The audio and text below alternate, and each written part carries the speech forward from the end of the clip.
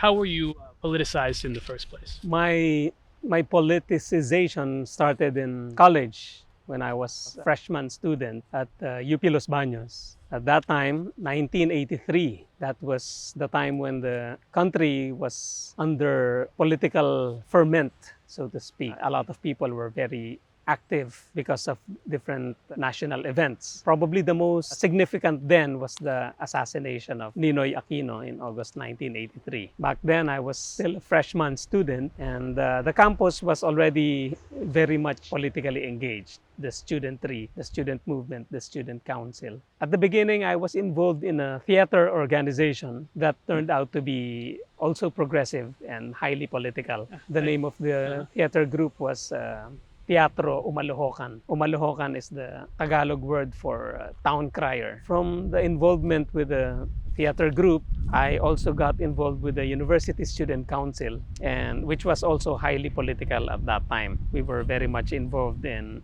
student activities, in mainly protest actions against the different issues of the day, like tuition, increase in tuition, and national issues as well, like oil price hike, generally the rise in prices, and also the highly political issues like protest against the US military bases and corruption in government.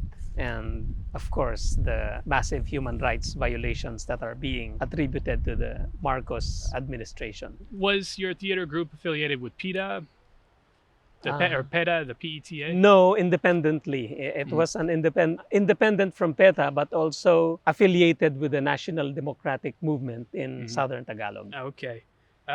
So this is still interesting though for me because in your book you talk a little bit about how a young person, a student, would be transformed kind of by stages Yeah. of involvement in either a cultural group or the student council. Yeah. You say it didn't happen overnight.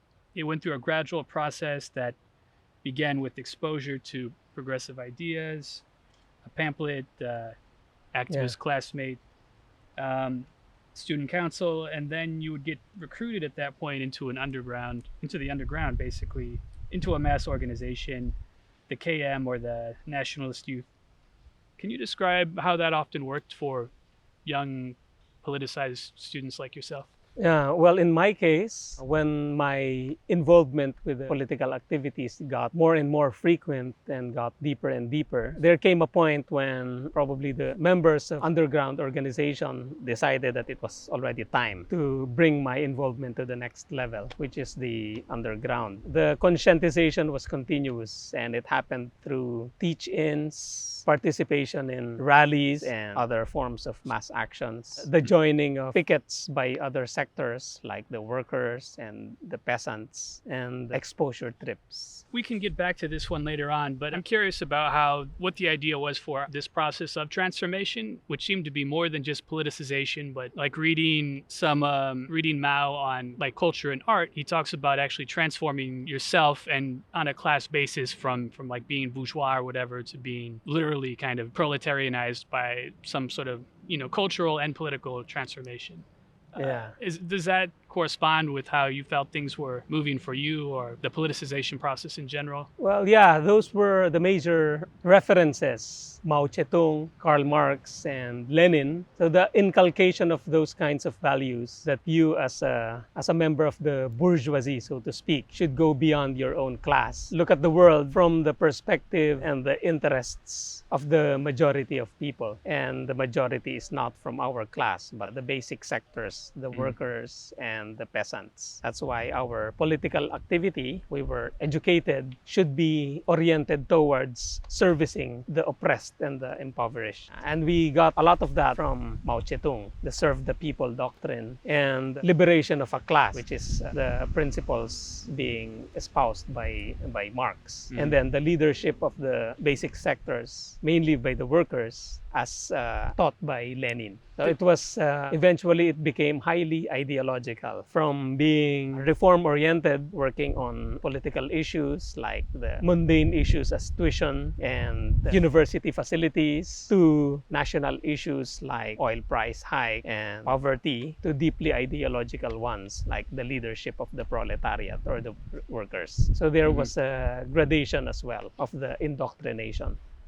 Was this seen as almost a sociological transformation, or could you just say it was ideological? Because you could say the working class is ideologically bourgeois, even if it is still sociologically the working class. Yeah.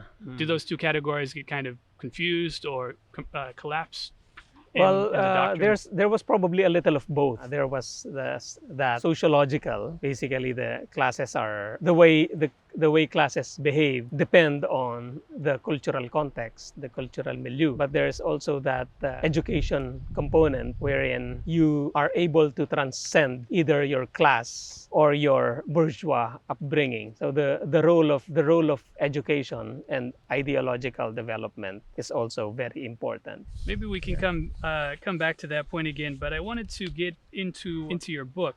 But before, I guess one follow up question on that: is this process of transformation happening through reason and debate, or is it happening through some sort of process of struggle, or is one emphasized over the other? I'm just wondering how cognizant and if there is a stress on some sort of critical transformation. First, reasoning, that was an important factor because one needs to be convinced of the rationale of joining the movement. For me, that decision was on one part rational and deliberate because it was the result of study, a result of analysis of society. But it goes beyond that. It was also a function of socialization and fellowship. If you are to join a movement, whether it's a political or even a religious movement or whatever, you need to be at ease with the community that you are actually joining. You need to feel comfortable with the people you are with. You should consider them as family or even just friends. And that's why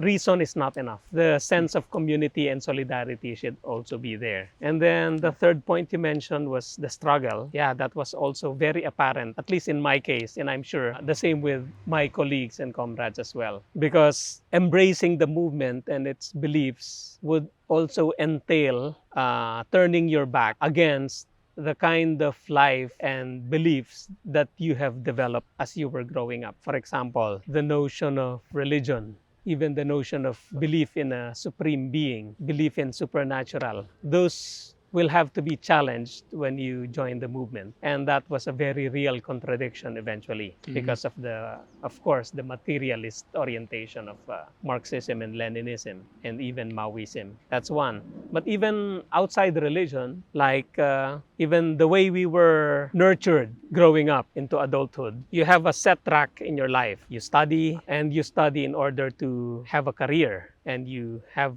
to develop a career so that you have a comfortable life, you have a family, and you repeat that cycle among your children, and so on and so forth. So that kind of track, that kind of trajectory is also challenged when you join the movement. You no longer think of yourself or just your family, but the nation, humankind. So that's another leap of faith. There's a certain stress put on the collective, which causes problems later on when you're talking about questions of due process. And maybe we can hold off on that and save that towards the end when we get to the section on your book when you discuss problems of prisoners not being afforded due process because it was considered like a bourgeois legal construct. Yeah. But even the idea of a collective being somehow anti-bourgeois or going beyond bourgeois ideology, was there this part of Mao Tse-tung ideology imagined as a sort of a cultural form that was not bourgeois or that somehow transcended bourgeois forms of cultural forms? Yeah.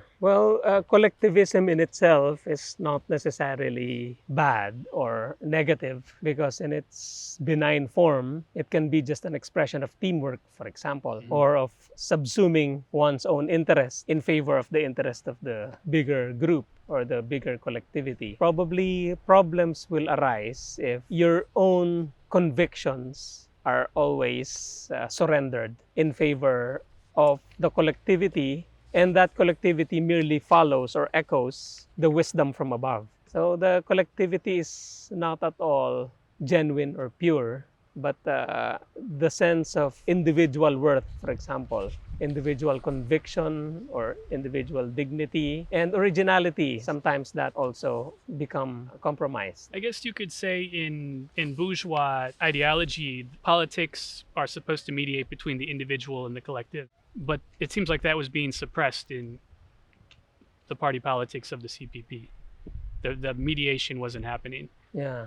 That is particularly pronounced when there are directives from the top. And those directives take the form of a memorandum on how to view this or that political issue or coming up with this or that tactic. Those are inflexible directives from the top. And those sort of undermine the notion of democracy within the movement. And I think Joel Rockamora talks about how it also undermines praxis, where you had decisions that maybe went beyond the directives of the organization, especially in Mindanao. And that's how I think the idea is that there was a development of theory because they weren't just limiting themselves to the constraints of their theory, but expanding this as it went along. Yeah, because the wisdom always comes from the top, and the democratic discourse is not really allowed to fully develop and flourish. For example, how to look at certain political developments, the idea of getting through a democratic process before coming up with a stand on key issues is not really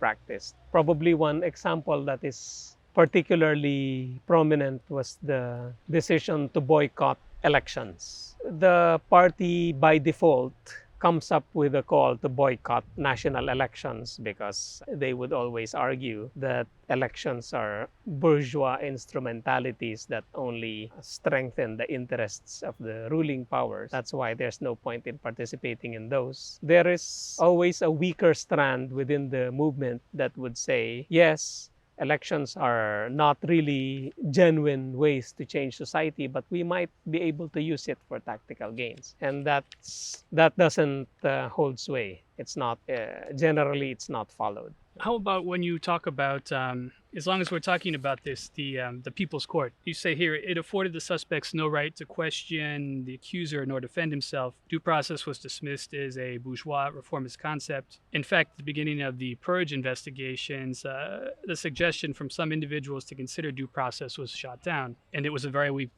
voice. The proposition held no sway. Yeah. Can you explain that a bit further? Why did the People's Court consider due process to be problematic insofar as it was bourgeois? The practice of People's Court has been happening even outside of the purges. Like, I personally was not involved in the practice of People's Court before, no? But those who were there would say that committee would be formed, and that committee would talk about a case of, say, an individual who is charged with certain crimes in the community, like any possible crime, whether theft, murder, rape. But the practice of People's Court would not at all follow internationally accepted standards of jurisprudence. Basically, the committee would also decide whether the individual is guilty or not. And of course, there's no benefit of legal counsel on the part of the accused. And if for a serious guilty verdict, the punishment is oftentimes death. I'm thinking of Victor Corpus's book, and he talks about, I think it was Danny Cordero, who he claims did the Plaza Miranda bombing. And he does say that Danny Cordero was, if I'm getting the name right, he was assigned some sort of military defendant or something like that. But he doesn't explain the mechanics of the process. I don't know if this was a standard practice or if it was out of the ordinary, or if Corpus's account is even true. But people say that it is true. Are you familiar with that?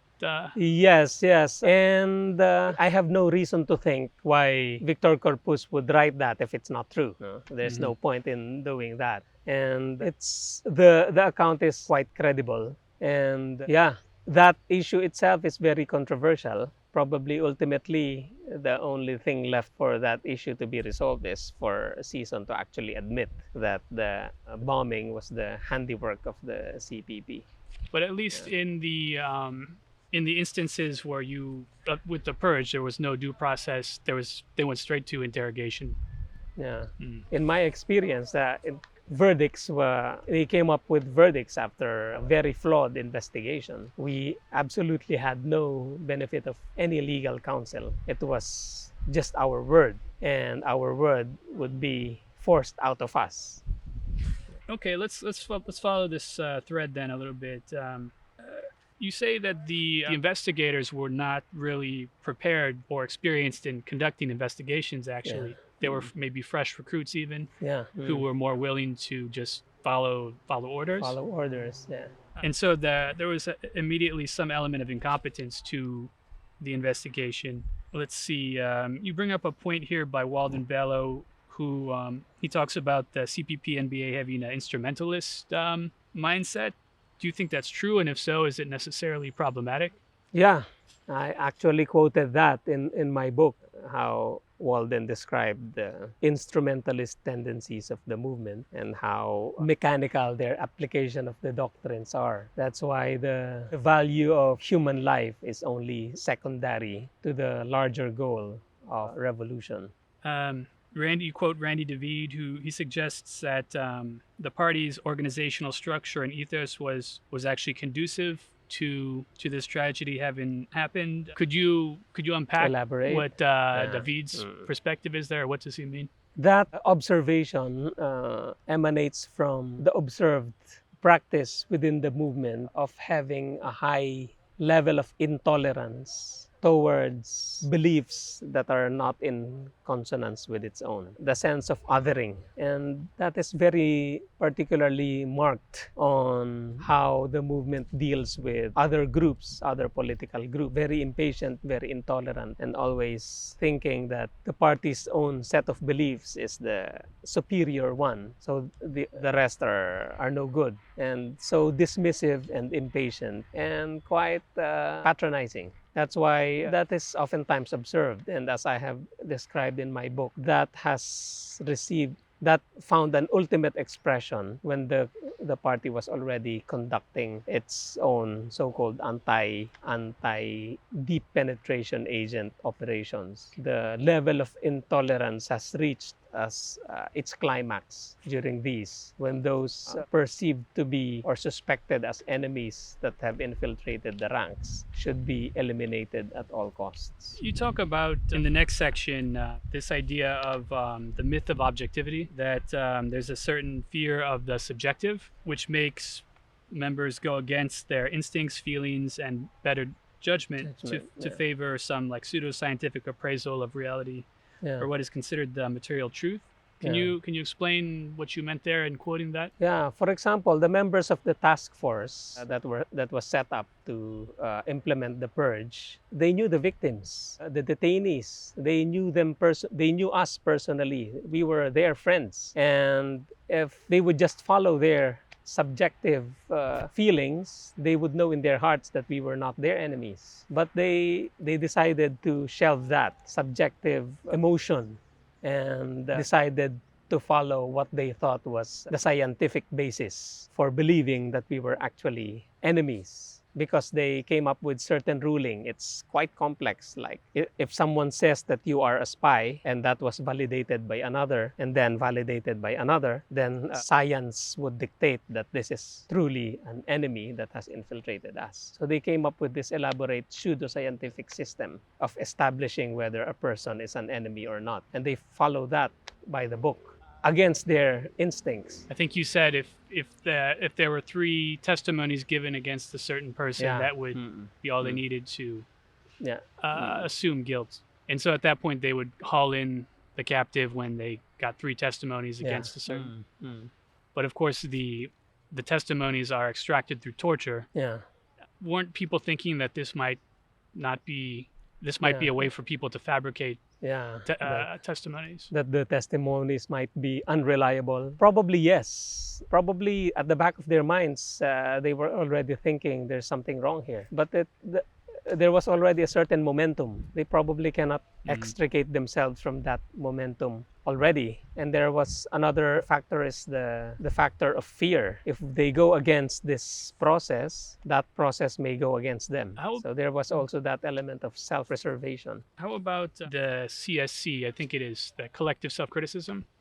Is this an element of collectivism that also interferes with some sort of subjective analysis or response? Would they have been in collective self-criticism sessions where they might have been voicing their concerns or misconceptions about the process, and that was where they got shot down by the others? Is there any way to kind of know whether that played a role? I'm trying to recollect my experiences of the CSC when we were doing it in our collective. Now, looking back, I'm thinking that process is so unnatural. Because the idea is you face your collective and then you admit to them your own weaknesses and give a commitment to change your weaknesses. Probably looking at it from a distance, you would say that, well, there's nothing wrong with that process. You admit to your weaknesses and then try to reform. But the problem is it's some kind of a self-persecution. It just doesn't feel too natural. And instead of self-improvement, it seems to be an instrument of control as well. You likened it to the Catholic confessional, Yeah. except instead of a private confessional, it's more of a Yeah, collective. you confess to a collective instead of to a priest. So there is some similarities as well. Does it trigger some of the cultural context, the Philippines being a very Catholic Yeah. country? And how the notion of using guilt as a way to also control. Well, I guess before we go any deeper, we should get back to the beginning of your book where you have a kind of a bird's eye view of the decade of the 80s. You talk about you trace this back to no, it's not in the very beginning of you have a history, but it's halfway through. You say there was the first purge in I think 83. In southern Tagalog, yeah, in the early 80s. Can you explain what happened there, and then how did that become a model for what happened later?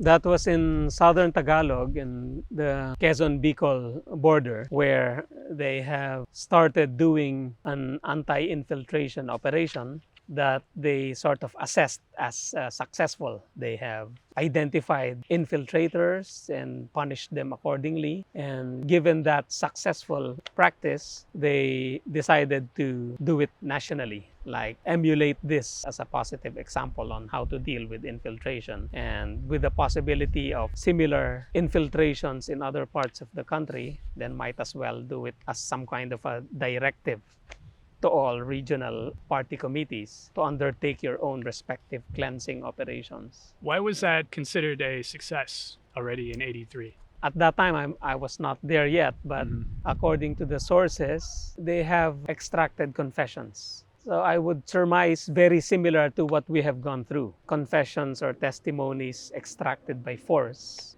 And these testimonies were considered as factual, regardless of how it probably they were not aware that confession extracted by force would not be a very dependable. They probably thought that, oh, finally we were able to take it out. I think you look at a document, I think it's from a later date, where they specifically instruct the cadre not to use force and to follow the Geneva Convention. I have notes on it, but Yeah. I can't remember what year that was. It's in the end of your book in the appendix, I think. Were they aware that was that the instructive in 83 already, or was that not the case at that point? Well, we have been hearing talk that there was also some resistance among the other party elements on the use of torture and also reservations on the whole process. But that was not the dominant sentiment then. It was easily shut down. There was some, I don't know where this came from, but there was also some who have said that spies should not be considered prisoners of war. Therefore, they are not entitled to due process, something like that. I don't know at which point the line was crossed, but in one of my interviews with a party leader in Mindanao, apparently there was a certain point when the party officials decided to allow soft torture. And when that policy was given, it just became more and more severe. So in fact, it was happening from the top. And it's like a dam was broken with a little crack. Okay, let's just give this small allowance. And that small allowance became bigger and bigger until eventually captives are actually dying from sheer torture.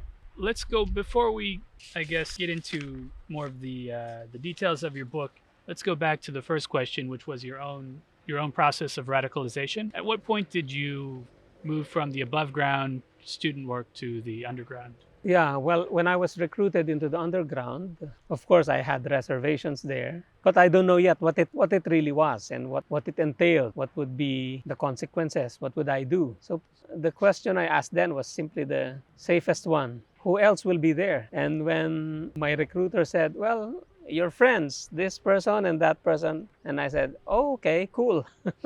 We're all together here, then no problem. Okay, let's do it. So it's as simple as that. That's why I mentioned that importance of socialization. You need to be comfortable. That's why probably if I would be joining that group and I will be entering an unfamiliar territory with people I didn't know, I probably wouldn't come in. But since I'm comfortable with my company and we are all in that together, so it was just a matter of joining in. So what happened next after the PO, the political officer, asked you to join? You agreed. What happened next? Yeah, well, it's just a matter of getting more and more involved. So it was just a matter of intensifying your political activity and your political involvement. So from a few rallies to many more rallies, and not just joining them, but actually leading them, organizing them, and recruiting more members into the group, and recruiting not only students but also recruiting teachers, eventually recruiting non-academic personnel, eventually going out of the campus and organizing fisher folk along the community, joining the pickets of workers and the strikes of workers, and joining them, sleeping in their picket areas, and much later actually going to the hills for exposure trips, immersions. Is that distinct from that's distinct from the MPA, of course? Yeah, it was also a kind of gradation from a mass activist to an underground activist to a candidate party element to a full member of the party, and for some people to actually joining the guerrillas in the hills. Was the party, was it being flooded with new members after 83? After 83, yes. After 86, it was dwindled down because of the change in administration. But it was increasing, probably exponentially, since 1983. Do you think that there was also potential problems generated for the rapid increase, that maybe the recruitment process or the ideological training wasn't as thorough? Or? Probably yes, but not unusual for any other, not particularly distinct for this movement, because I would imagine that can be a problem for any organization or movement in general. The rapid increase in size, in membership, you have to deal with all of them, right. Orienting them, making sure that everyone you recruit are actually according to your standards. That sort of thing. Were you aware of some of the protest films that were coming out at this time, like Sister Stella, Lino Broca's Paenko, Kapit sa Patalim? Yeah. Were you watching these films, or did you have an awareness of or an interest in them at all? Yeah. I got to see them. Of course, since they are part of what we did back then, we also promoted them. Were you involved in distributing literature? How did the party attempt to communicate, either through the ND or the underground? Well, also different levels. Like for the underground activists, there were underground publications like Ang Bayan, that was the newsletter of the party, and Liberation, that was the publication of the NDF. And then there were regional underground newsletters, like in Southern Tagalog, there was Kalatas. And of course, expectedly, those publications do not have mass distribution. They are just distributed among underground elements as well. In terms of influencing the public in general, it's more like coming up with handouts, pamphlets, tackling very specific issues. Price hike, U.S. military bases, and those are distributed during rallies. Would you say that these publications were intended more for the choir, or are they trying to reach out to the general public and convince them? Now, looking back, they seem to be more towards the choir, reaching to the choir. Of course, they are distributed to the public, but I doubt if they have direct resonance with the ordinary folk, because they are very politically sharp, and even the language that was being used was full of jargon that only people like us would really relate to. Like imperialism, imperialismo, feudalismo. What would the ordinary folk who would receive a handout would? What's feudalismo? What's feudalism? What's burokrata kapitalismo? Those were really esoteric terms. You say here that speaking of the CPP-MPA, it might as well have been a cult if not for the comprehensiveness of its doctrine and for the sheer number of people that it was able to bring into its fold. What do you mean by a cult? And can't a cult actually have thousands or hundreds of thousands of members? Yeah.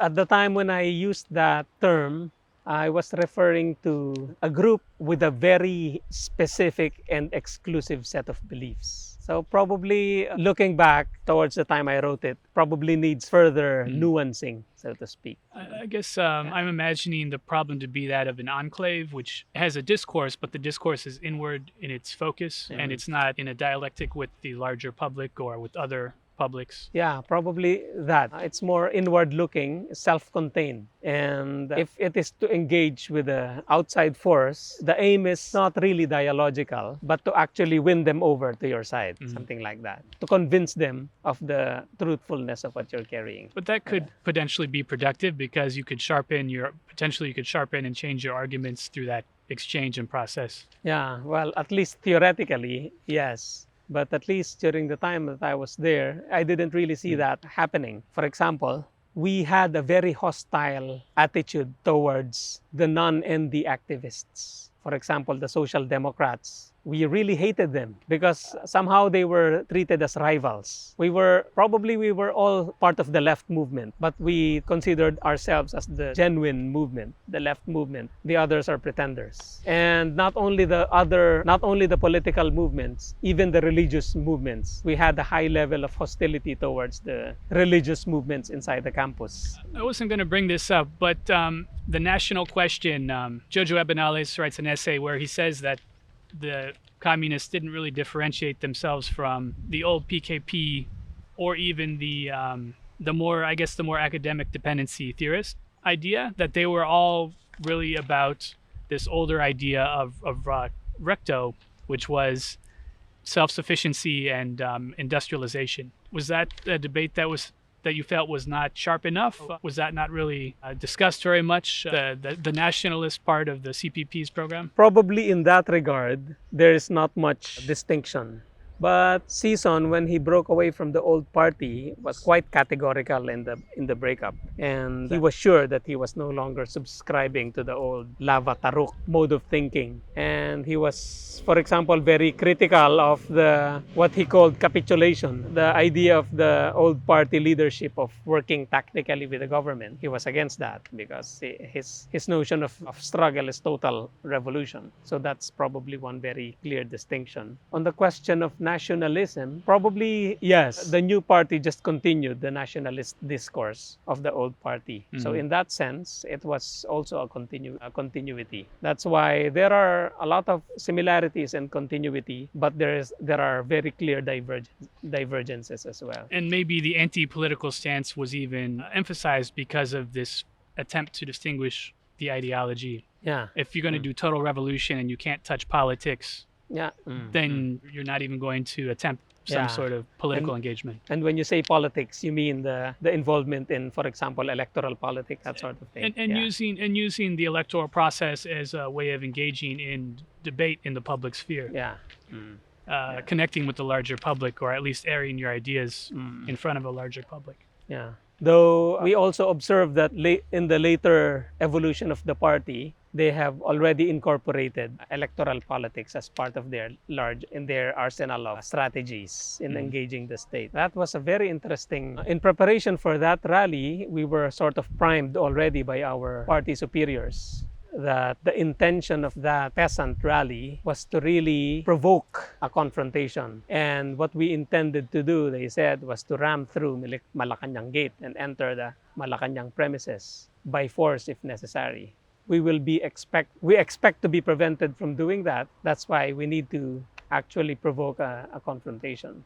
And that's why we were primed physically. Our placards were made of 2x2 wooden poles that can be used as physical weapons, which is why we all know what happened in Mendiola on that fateful day of January 1987. The government was totally pilloried and attacked on media for the deaths of 12 farmers. But the organizers of that rally was not totally blameless. It was also part of the strategy to provoke a violent confrontation. Intensifying the conflict, because at that time, the rationale of revolution is already being questioned because we had a change of administration. We were able to force Marcos out of the country, contrary to the revolutionary doctrine at that time that we will only be able to remove Marcos if the revolution would win. But that did not happen. The revolution has not really seized state power, but Marcos was deposed. And with the removal of Marcos, the CPP-NPA still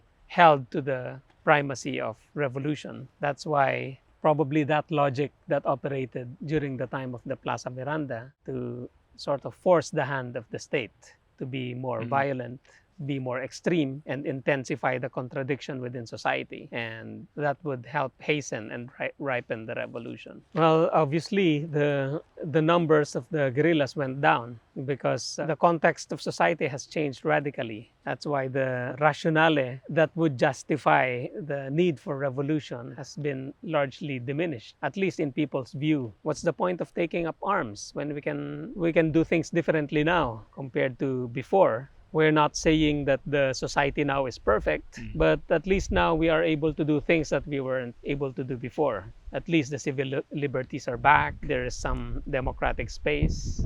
We can work for reforms instead of waging a revolution.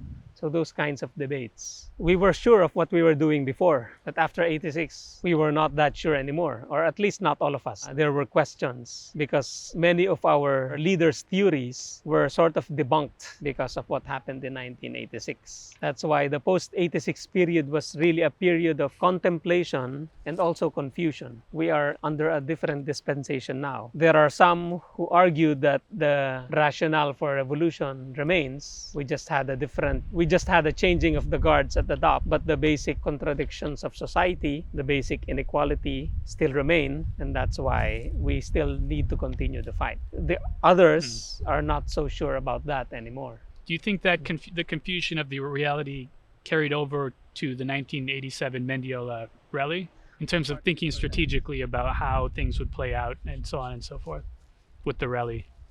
If we would try to look at what happened at that rally and the kind of thinking that pushed for that confrontation, we can conclude that the old way of thinking still prevailed. That's why probably the contradiction is not apparent in that particular incident in the Mendiola massacre, but elsewhere. For example, it was in 1986 when the movement for popular democracy was sort of sharpened. And political democracy started within the national democratic tradition, but the purpose was to enrich the ND tradition through pluralism and popular empowerment. So it was intended really to enrich the revolutionary tradition. At the beginning, we understand that it was welcomed, but later on it was dismissed as also bourgeois. Pluralism is a bourgeois notion. That's why eventually the notion of popular democracy was removed from the mainstream party. But there was a kind of a reinvigorated debate in these years about what to do in terms of strategy and tactics. Yeah, well, the debates have not really waned throughout the years. They just took on different expressions. For example, the idea of engaging the government and working within government, that had always been something that is constantly challenged. I guess when you go back and you look at the Second International and the revisionist dispute and the split from the Second into the Third International, I guess some of the ideas of like Luxembourg and Lenin is that there's actually a split in the workers' movement for socialism precisely at the moment when the revolution is about to happen, or when there's some sort of preconditions for revolution, that you get contradictions appearing within the party itself. Was that a point that people were contemplating or considering at this time? Well, I'm not sure because I have not looked at those developments internationally in detail, but probably we can really see patterns in all revolutionary processes, and they can be termed variously. For example, you can always see the more hard lines compared to the more open to other forms. A contradiction between, say, the Bolsheviks and the Mensheviks, and contradictions between those who are following the Russian track and those who are following the Chinese or the Maoist track. And in all revolutions, I have not seen, based on, well, the little that I have researched, monolithic party movement that has reached its point without any internal contradiction of sorts. But was that considered that there was potential within this, like the national democracy or the popular democracy idea and the different perspectives that seemingly emerged in the 80s where they hadn't been there before? Yeah. In the years leading up to the revolution? When that idea of popular democracy was sort of created, that could have been a potential maturation of the party, meaning it was mature and comfortable enough to be able to accommodate the diversity of ideas and make its line sharper. And you cannot expect such maturity if a movement is still insecure or does not consider itself strong enough. What was your feeling after the snap elections and then after 1987 in particular?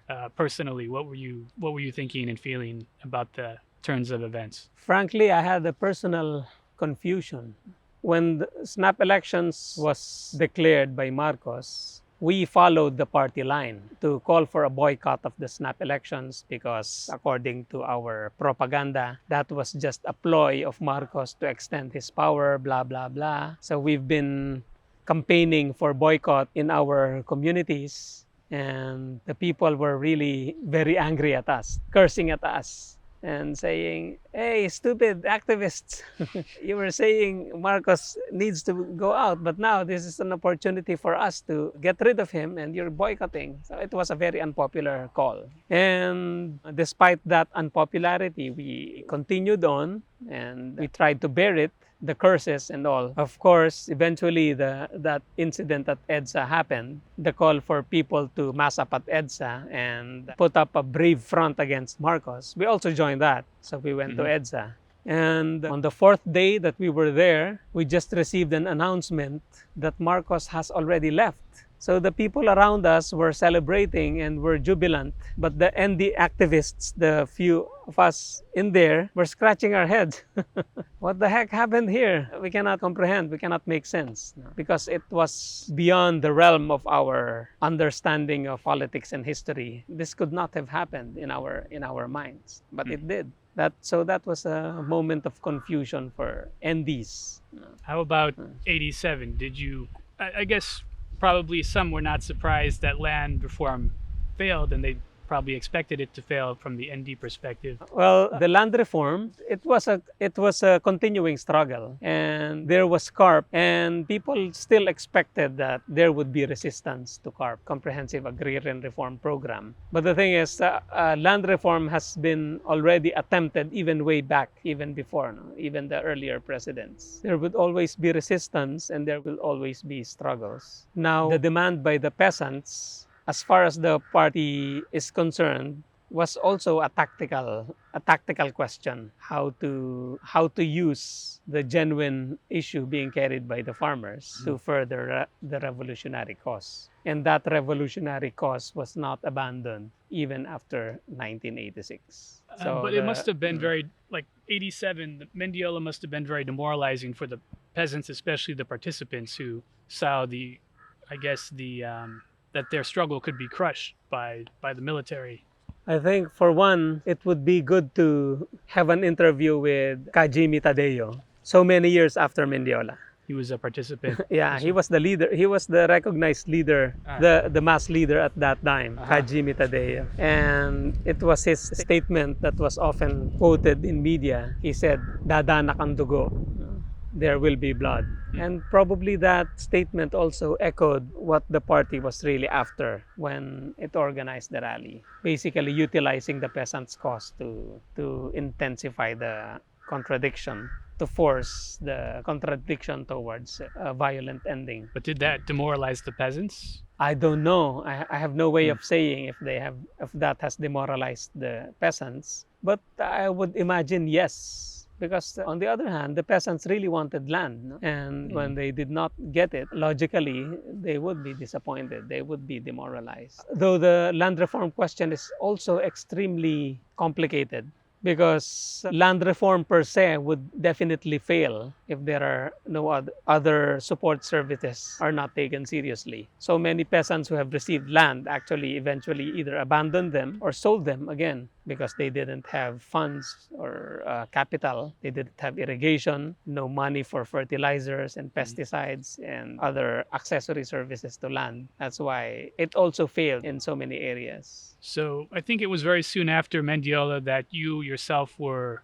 targeted as a DPA. Was it in 88? Yeah, 88. But by then I was already in the hills. Can you just walk us through what happened? In 1987, I was already doing full-time work with the revolutionary movement, but still in the urban areas. I had a chance in 87 to go to the hills for a short training on intelligence, counterintelligence. And then while in the hills then, I was already being egged on by the comrades in the hills, being teased. Hey, Ka Fidel was my nom de guerre. You can be of more value here with us, and we are sure you're physically capable of doing work here in the hills. So I was also being sort of challenged. So come 1988, I have already finished my internal deliberation and decided to go all the way. Initially, I would have wanted to do full-time work with the workers, with trade union, but then the party decided to deploy me to the countryside. And I said, yes, okay, it was a challenge. At the beginning, I joined the urban NPA. So we worked in urban centers, but we were already armed in secret, and we did organizing work in the cities, or not cities per se, but urban areas. But after some time, I was deployed to Bondok Peninsula in Quezon province. That was where I joined the company formation of the NPA in Quezon. So how did you go from becoming full-time underground NPA to being targeted with the anti-deep penetration agent? Yeah, that is a detail that I, until now, am not privy to. But at the beginning, as I mentioned, I was part of the company formation. That was a fighting unit. And after a few months, there were some detainees of us. At the beginning, there were military and police detainees. We guarded over them. And then later on, the detainees were our own comrades. One or two persons in our unit were detained. And we were informed that these detainees were just undergoing some questioning investigations. But we didn't know the details. And we said, oh, okay. It was not, we were curious, but not really a big deal. And we were thinking maybe just some clarification, and later on they will be released anyway. After some time, we did a very long march from Bondok Peninsula to Sierra Madre mountain ranges of Quezon also. If I remember it right, that was weeks upon weeks of very tiring walk. And when we reached the Sierra Madre part of the mountains, we came to a very large camp where we were later informed was the site for intensive investigation of deep penetration agents within the movement. When you say we, was it your collective? My collective then. So a small group of how many people? If I remember it right, there were 7 of us, thereabouts. Your group in the hills is also constantly changing. But yeah, there were 7 of us. We were in a camp, but in the camp, there were certain boundaries. We were only allowed in the perimeters. In the center of the camp, that was where the activities was actually happening, investigations. We only hear snippets of information about what's happening inside the camp, but we were not really being fully informed of the details. We were just informed that anti-DPA operation is underway. Some of the people we knew were already under investigation. Some were already proven to be DPAs. Some were already killed. So you knew of this actually at the time? Yes, in a general sense. At the same time, we were having some kind of internal alarm that somehow, because of the different atmosphere in the camp, you can almost sense the level of paranoia, that people seem to be under suspicion of everyone else. There was no sense of trust. You don't get to act normally because you have a sense of someone watching you, something like that. And so eventually, it was just a matter of time when all members of our collective was also individually summoned. And then we were informed that we were also under investigation. We were tied, and that, thank you. And that was when the torture began. So when we were informed that we were under investigation, we were arrested separately, not all together. For me, I was just informed that there were just some questions that they need clarity on, but just to be on the safe side, they need to tie me up. And I said, though I was surprised, I was still quite confident that whatever questions they had, I can easily clarify. But then when they tied me up and then blindfolded me, that was when the torture began. And unfortunately, my expectation of being able to clarify whatever questions they had did not happen because they were not interested in clarification at all. Their only question to me was, when did you become an infiltrator? That was the only question. I had to answer that before they proceed to the next question. If I do not answer that question, they would beat me up. So the first night, they kept on harping on the same question. When did you become an infiltrator? And I would say, no, I'm not. They would hit me. No, I'm not. They would hit me continuously all night until they brought me to the detention camp where all the other detainees were tied up in their individual stretchers. And then the person beside me, thin skin and bones, shaved in grotesque appearance, eyebrows shaved, something like that. I knew him, the person beside me, from before. And I said, Carlo, what's happening here? Just tell them what they want to hear. He told me, just tell them what they want to hear. What do you mean? They were asking me when I became an infiltrator. Just invent your story or else the torture will not stop, he told me. So I was not able to sleep that whole night, terribly confused. But at the same time, if I would follow the advice of my friend beside me, then I will have to come up with some kind of a credible story, maybe, that they would accept. Otherwise, they would continue the torture. So I came up with the elaborate story in my head as a fallback. But first, I said, I will still try to convince them that I'm innocent.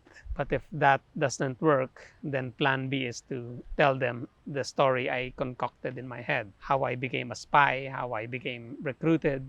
That's why I also asked my bedmate, stretcher mate. So what details do they want to hear? Give them a rank, a position, like colonel, sergeant, major, whatever. And then what else? Tell them your mission. Mission is to infiltrate, to kill the commander, to that sort of thing. So I made up the story in my head. When the interrogation came the next day, same question. When did you become an infiltrator? I said, I'm not. Hit it. I was hit again with a wooden club on my head and my shin. So I was just forced to tell them, okay, I admit I am an infiltrator. I'm this and that. I'm a sergeant. Okay, how much was your salary? I said, if I remember right, 3,000 pesos, that sort of thing. And then they just asked details about my so-called mission and all. In short, you needed to lie in order to avoid being tortured and probably to extend your life. So it went on for a month for me, that process, and that whole month. So you came up with the story. It was more or less what they wanted to hear. Yeah. What happened next? Did they buy the story? Did you give them all the details? You try to sort of string them along to... Yeah. As much details as I can imagine, and sort of tried as much as I can to convince them that I was telling the truth. Because if they would have any doubt to the veracity of your story, that would trigger more actions on their part. So that went on. And then I later learned that for the other detainees, when they are already satisfied that the person had no more detail to share, he or she will be executed. That's why a number of captives were already killed when I was arrested.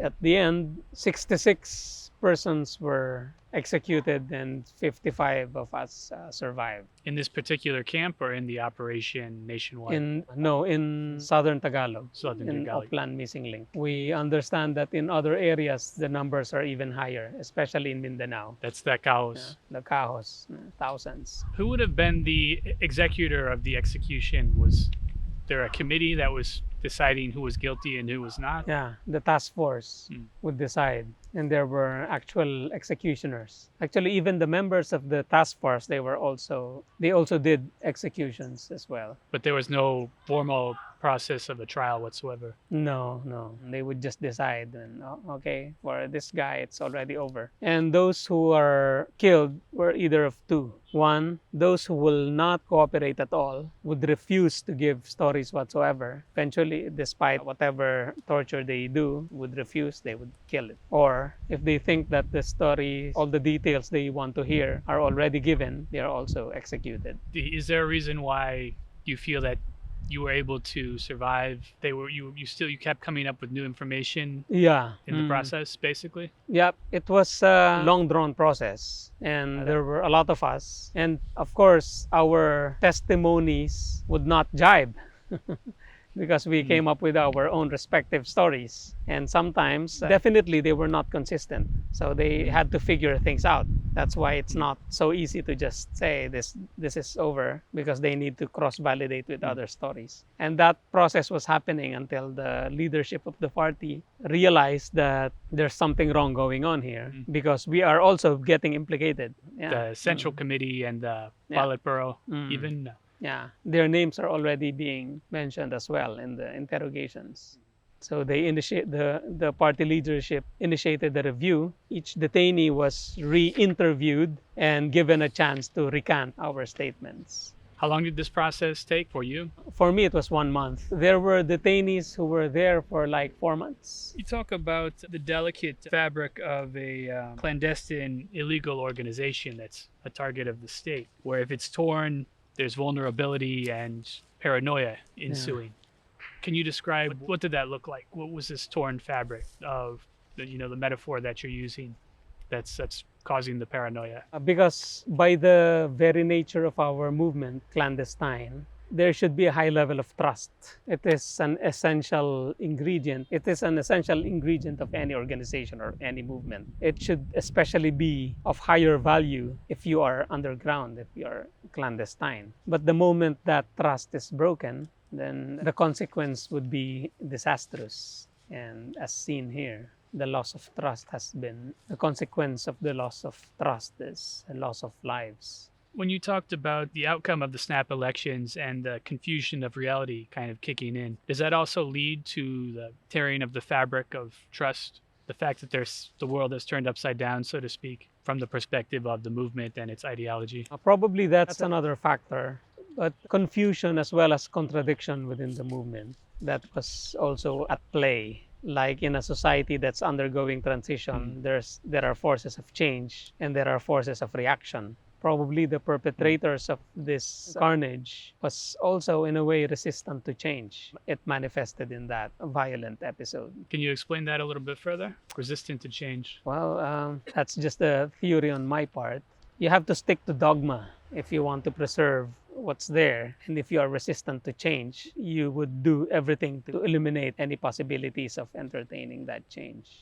It's like a defense mechanism of sorts. Yeah. Defense mechanism. I was just about to say that it seems to be that the masterminds of the purges tended to be more hardline in their positioning. For example, the head of the task force for Oplan Missing Link, Kenny, had always carried the hardline position, even in daily relations. Would you say that you talk about when you're recruiting students who are idealistic and looking for some almost support structure in their lives that maybe isn't there, that the party provides? I suppose you could say that, number one, you're attracting people with the level of immaturity, just as teenagers or as young adults, that they're going to lack the faculties of critical thinking that would be necessary in a pressure cooker situation like this. Well, I'm not sure if immaturity would be the most appropriate term, because it might not be fair for those who are mature enough but nevertheless join the party. Mature meaning rational, are able to think for themselves and make sharp decisions and has a high level of critical thinking, because those kinds of people have also been recruited into the party. On the other hand, youth is a factor in terms of the level of idealism and the level of energy and the level of willingness to do certain things youth compared to older ones. As youth, we always tend to be more brash, more daring, more gung-ho about things. You can also say there can be certain authoritarianism to youth, a youth that hasn't fully matured. You have youth movements that have an authoritarian impulse, like the Nazi movement was a youth movement, and the Stalinism was a youth movement. Was that the fact? Was there a sort of authoritarianism to the personalities that were attracted to the movement, or is that also a blanket statement that might be an exaggeration? Yeah, probably because we attracted all sorts, from the most timid to the most authoritarian. The movement has had an appeal on different personality types. So probably not so much that the authoritarian streak of the youth, but more the willingness to engage in something different and something challenging, and the willingness to be dared. So probably the challenge is paramount in all that. The logic is also there, but the challenge probably had held more sway. You talk about the demise of critical thought, where submissiveness and obedience are favored traits for cadre who would carry faithful directives. They were the ones who were promoted. The dissenters were not. So the obedient cadre make it to positions of leadership and command. Did that play a factor? Yeah, probably yes. They follow orders, and a compliant middle management can help you do things rather than people who question authority all the time. So there's already a kind of bureaucracy to the party. Yeah, the bureaucracy and the hierarchy they are very prominent in the movement. You also talk about the missing individual. The movement's sense of collectivity, as it were, is the subsumption of the individual to the group. And you say one pitfall of collectivism is the inadvertent stunting of independent thinking. Individual judgments often fade into obscurity and get swallowed by the habitual desire to reach unity of thought.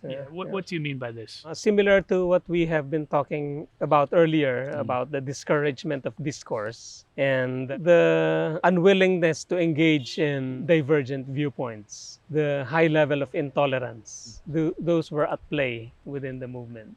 Critical thought, as I mentioned there, is trained towards the outside.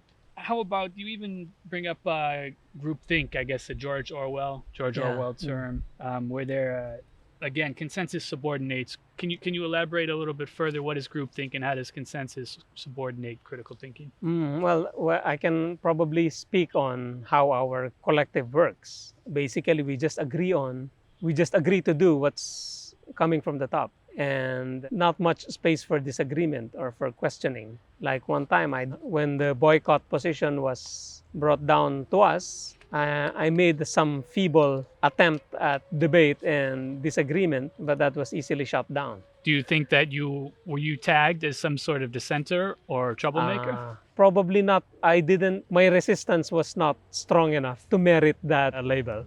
I just raised some argumentative points, like, for example, saying, but people are arguing against it, and they would have a ready explanation for that. Well, you see, the people are accustomed to thinking in the bourgeois ways. That's why they would respond this way. Okay.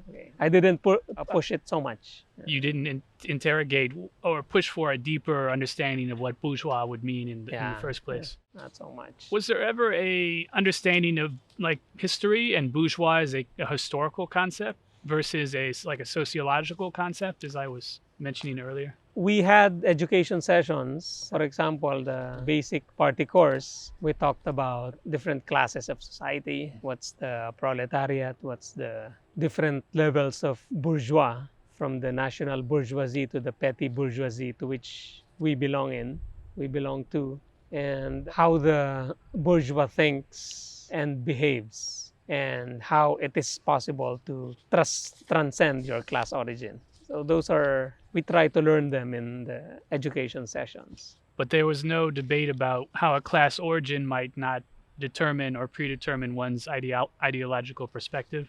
There is also mention of that, but of course not exclusively. Like if you belong to this class, you would automatically think this way. For example, if you are a worker, it does not automatically mean that you are carrying the most advanced progressive ideas. So there is class predisposition but not predetermination. Maybe I can read the next quote. Many individuals joined the revolutionary struggle because they were looking for a new and different environment to grow into. Mhm. Many had that psychological need for attachment and belonging, their development Yeah. becoming codependent on something concrete and stable. Those are quite clear, the enticements of the revolution, why it was able to bring in people for different kinds of motivations and interests. Some are because of the rebellious streak of youth, idealism, and the others genuinely wanted to be agents of change. What I'm not quite sure of is why I said I didn't understand what I really wanted to change. And maybe the change that the party was attempting to bring about was also not entirely clear. Probably that, no? Because for one, the party was not really straightforward at the beginning. You would know things eventually once you're in. For example, you are not at all aware that the CPP is behind the legal political organizations that you are getting involved in. So that's one. But probably another is you just have a subjective feeling that you want to be part of a movement that changes society, but you don't have a full understanding of what society is and what kind of society you want to create after that. So there's that. And I guess you have there's stage theory to Maoism, where they think there will be a bourgeois democratic revolution and then there will be a socialist Yeah. revolution. Was that a point of confusion or contention? Probably not that, because that is quite straightforward and it's a bit linear actually. And when we were learning the basic mass course and then the basic party course, that was part of the lecture. These are the stages that we were working on. First, we win the revolution, and once we win the revolution, we set up a national democratic society. National meaning national industries will be nationalized, no foreign control. Democratic because we want land reform. The peasants are the biggest majority of the population. We want them to have land. That's why national democracy. But then we won't stop there, because there's the next stage. We will work towards socialism, and eventually we will work towards a classless society. So that was quite clear during the education sessions. Did you ever use like audiovisual resources in the mass work that you were doing? No, not at that time. What I did though was I wrote a play. Yeah, because 1987 was the Mendiola massacre. I wrote a play and we did a theater rendition of that script in the mountains. So theater, but not audiovisual, not yet at that time. Probably we had very little to audiovisual technology, especially in the hills. Were you did you see when Ora Pro Nobis? I guess that was never released. One of the last. Yeah, I saw that. That was already post 86. I think that was And- even 91 even, as late as maybe late 80s or early 90s. Yeah.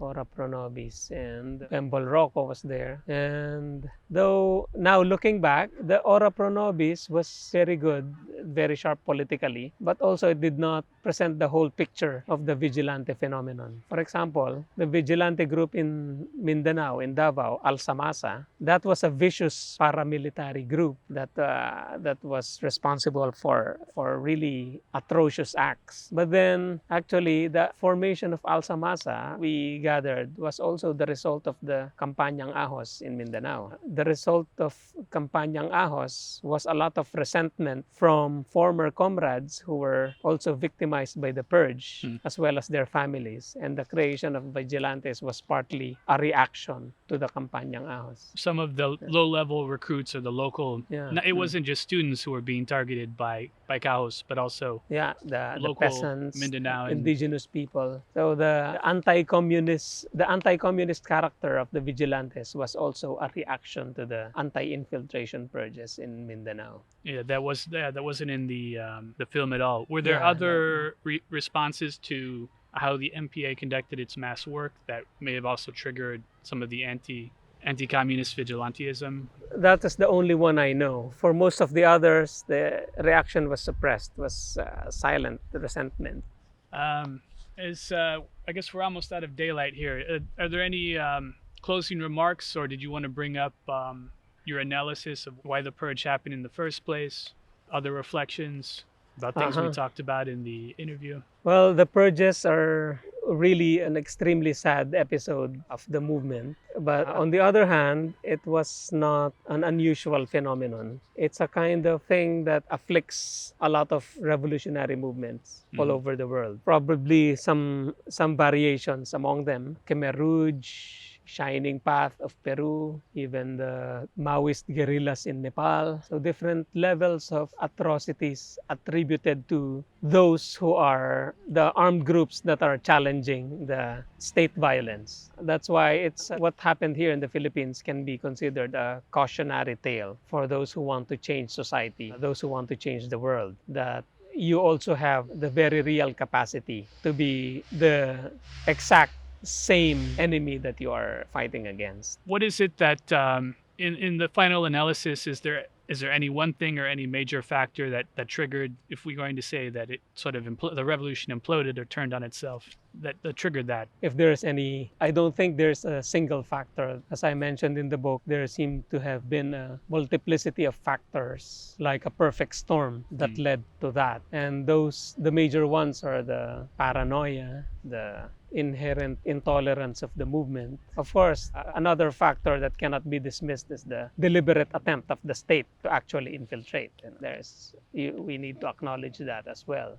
And probably the notion of using violence to promote a cause, that can also be a factor that made it easy for a violent response to a perceived threat to be employed. You talk a little bit in your the part where you deal with the recruitment process about some young recruits who are so anti-bourgeois that they refuse to wear blue jeans or to sleep on the floor. Levi's. Yes. Yeah.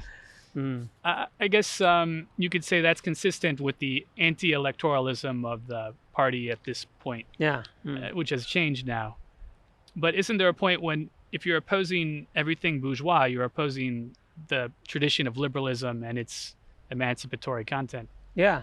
Like treat it as a package deal. Reject everything that represents bourgeois thought and practice, including liberalism, including due process, including all material things associated with capitalism. That may have been shifting now, changing now, for example, in terms of the attitude towards elections. Probably the movement is also learning their lessons now in terms of the need to be more flexible and to be more open. But I don't know up to what extent. How about this question of prefiguration, like you're creating socialism in liberated zones, as opposed to some sort of transformation of capitalism, constructing socialism in the micro, as it were, in a prefigurative way, like that could grow into a more holistic socialism for society, which is a perspective of anarchism in a way. But I see that as a feature of Maoism.